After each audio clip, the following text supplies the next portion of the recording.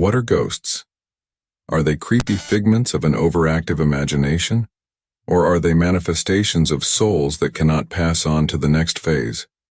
Here are 5 real-life eerie paranormal encounters that are sure to creep you out.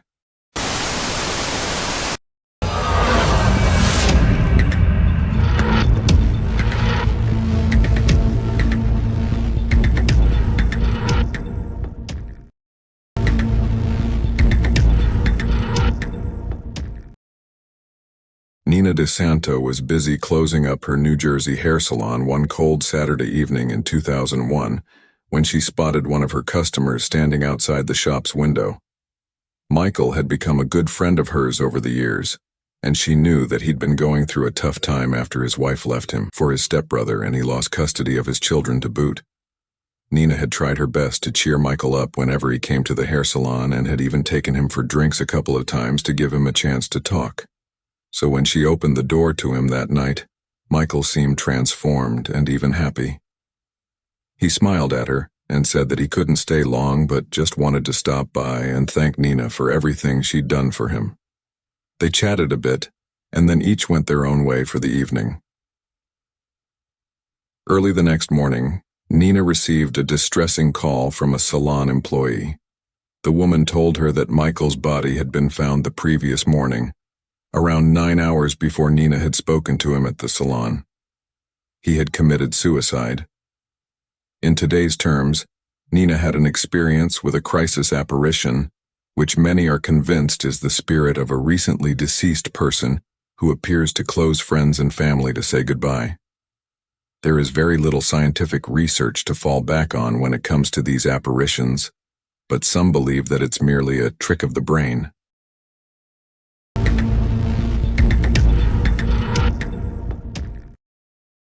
In the late 1960s, Sima Lieberman was in love and happy.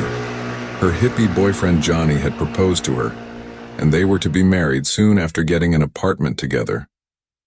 Late one night, Sima was at her mother's house when the phone rang.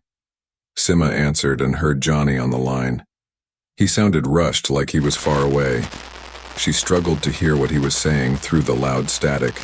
She made out the words, "I love you," and "I'll never be mean to anybody again," before the line went dead. Sima tried to call Johnny back, but without any luck. She finally fell asleep and awoke with an ominous feeling inside her chest. A few hours later, she received the news from Johnny's mother that he'd been murdered the night before.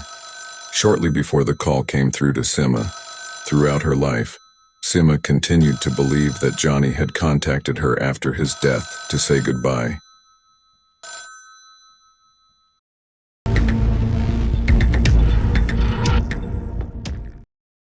The story of the Wailing Woman is well known around the world. However, in a tale that still makes the skin of professional skier Drew Tabke crawl, the Wailing Woman takes on the form of Lola at La Parva. La Parva is a popular ski spot in the Chilean Andes, and the place where many people say they knew Lola before she died. It is said that Lola and her son were spending the day on the slopes when a thick fog rolled in. Mother and son made their way down the mountain but lost contact with one another. Scared that he would fall, Lola began screaming his name. Then she stumbled and fell down a steep slope. A lift operator found her as he returned to his cabin before the inevitable storm hit. He found that Lola was still alive, and he managed to get her to his cabin. He went for the doctor, but when the men returned to the cabin, Lola was gone. The only thing that remained behind was bloody sheets.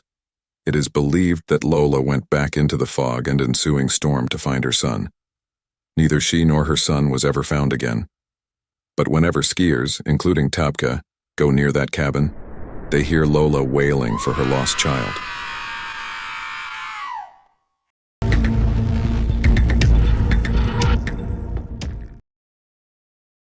When Hilary Prue began her job as an usher at the Du Maurier Theatre Centre, now known as the Harbourfront Centre Theatre in Toronto, the first story she heard from employees was about the 2 ghosts haunting the venue.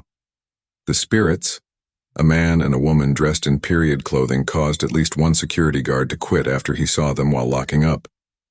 The building that now holds the theatre is said to have originally been an ice warehouse, and also a temporary morgue after a boat sank in the harbor. Hillary initially didn't experience anything out of the ordinary as she went about her daily tasks. Then one day, while alone in the office, she heard a terrifying scream. She walked around the building and there was no one else inside. But one of her colleagues later confirmed that they'd had a similar experience. After this incident, Hillary continuously felt like she was being watched. Once, she thought that a coworker had brought their children to work and that one of the kids was messing with her. But that turned out not to be the case. When a ghost hunting group visited the theater, they not only spotted the woman in a Victorian dress and the man wearing a bowler hat, but they also claimed to have seen a little boy who hid in the rafters. Suddenly, Hillary knew who had been watching her all that time.